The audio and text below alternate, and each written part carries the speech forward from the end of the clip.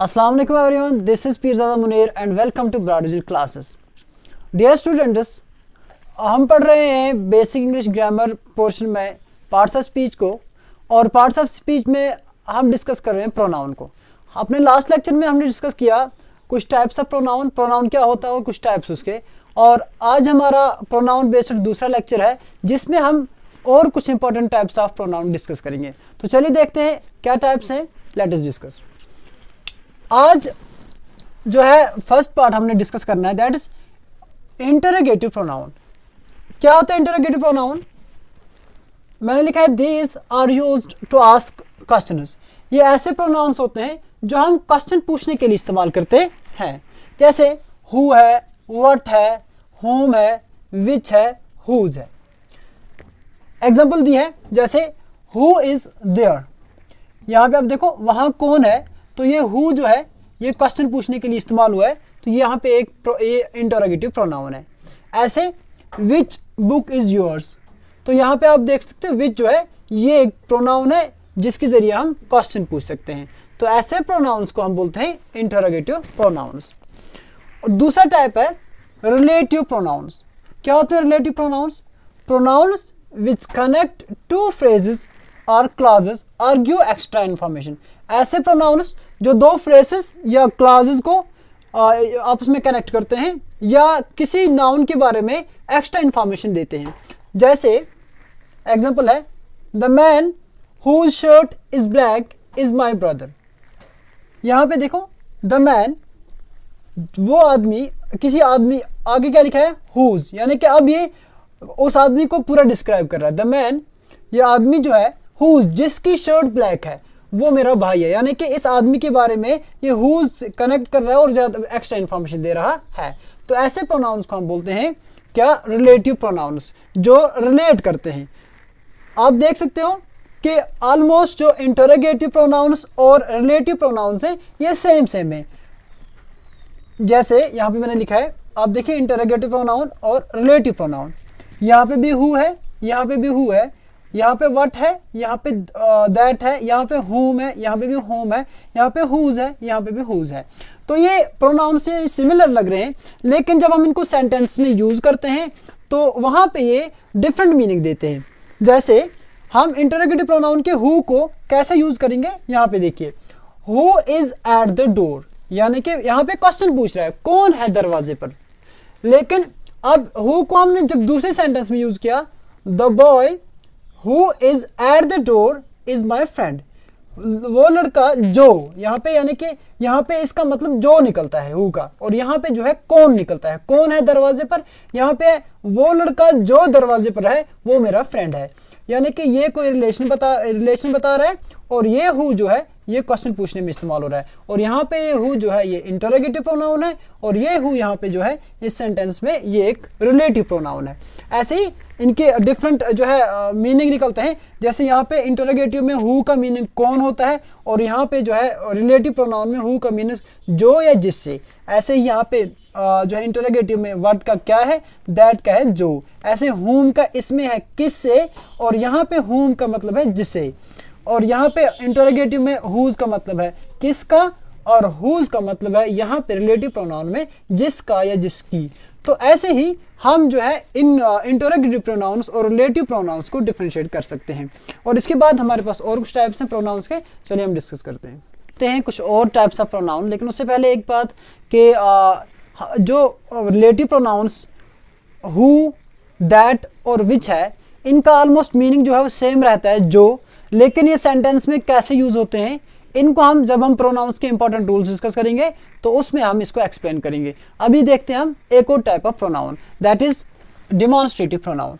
Demonstrative pronoun क्या होता है? Pronoun indicating the object that we try to describe, यानी कि ऐसे प्रोनाउन जो इशारा करते हैं उस चीज की तरफ जिसको हम डिस्क्राइब, जिसके बारे में हम कुछ बताना चाहते हैं। जैसे और क्या दूसरी चीज करते हैं, ऑल्सो टेल द डिस्टेंस, ये हमें ये भी बताते हैं कि वो चीज हमसे कितनी दूर है। जैसे मैंने एग्जांपल दी है दिस इज माई बुक, अगर ये मेरे पास है और ये एक बुक है तो मैं ऐसे कह सकता हूँ दिस इज माई बुक, यानी कि ये पास, ये डिस्टेंस बताती है, बुक के बारे में बता रहा हूँ मैं, और ये भी दिखा रहा है कि ये जो है ये बुक ये मेरे पास ही है, तो उसके लिए हम बोलते हैं दिस इज़ माई बुक। और अगर वो बुक थोड़ी दूर होगी तो हम कहेंगे दैट इज़ माई बुक। तो ये डिस्टेंस भी बता रहा है और बुक को डिस्क्राइब भी कर रहा है।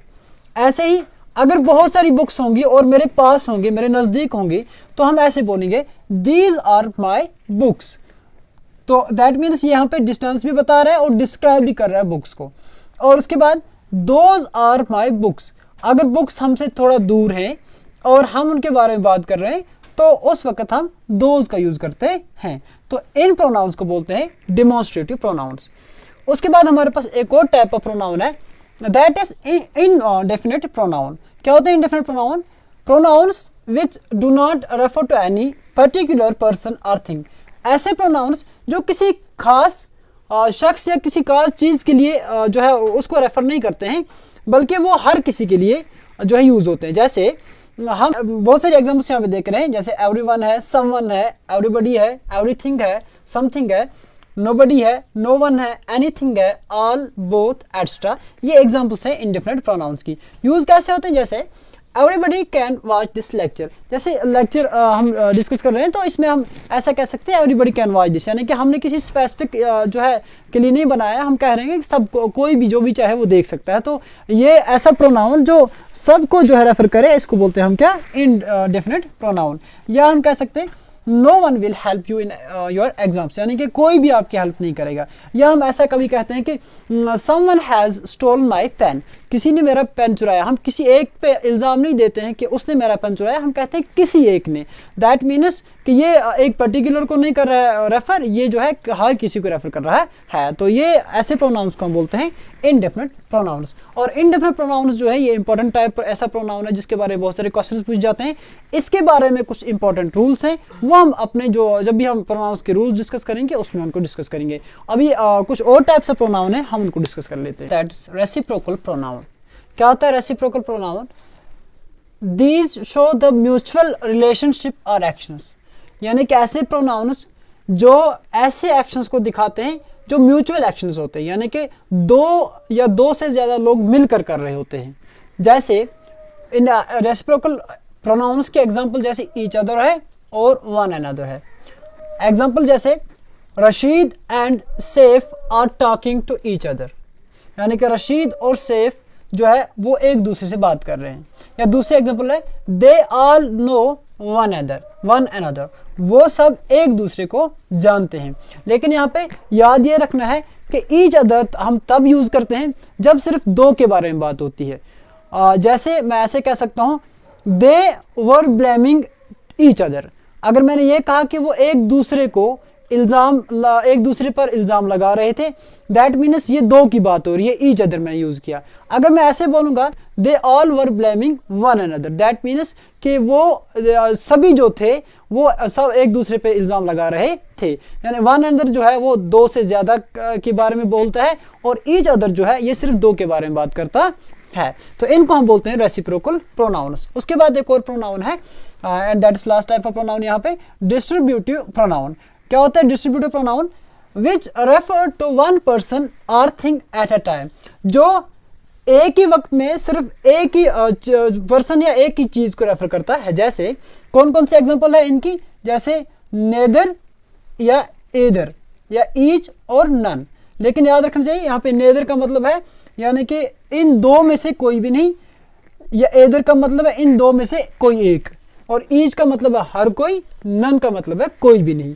दैट मीन्स नेदर और एदर हम तब यूज करेंगे जब दो की बात होगी, और ईच और नन यहाँ पे तब हम यूज करेंगे जब बहुत सारों की बात होगी। जैसे एग्जांपल है neither of the two boys was thief, यानी कि इन दो लड़कों में से कोई भी चोर नहीं था। तो नेदर जो है ये दो की बारे में बात कर रहा है। और हमेशा याद रखना चाहिए इसके बाद जो भी ये हेल्पिंग वर्ब लगता है ये जो है सिंगुलर हेल्पिंग वर्ब लगता है।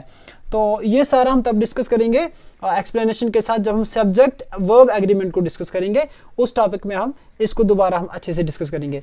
यहाँ पे आप देखिए either of the players is hard working, यानी कि ये दो, दैट मीन्स यहाँ पे either of the two players, either of the two players, यानी कि दो प्लेयर्स की बात हो रही है कि इनमें से कोई एक प्लेयर जो है वो क्या है, वो हार्ड वर्किंग है। तो तीसरी एग्जांपल है each of the teacher was teaching well, यानी कि हर कोई टीचर जो है वो अच्छा पढ़ाता था। दैट, तो ये जो है इनको हम बोलते हैं डिस्ट्रीब्यूटिव प्रोनाउंस। तो ये एग्जांपल्स इनके नेदर, एदर, ईच और नन।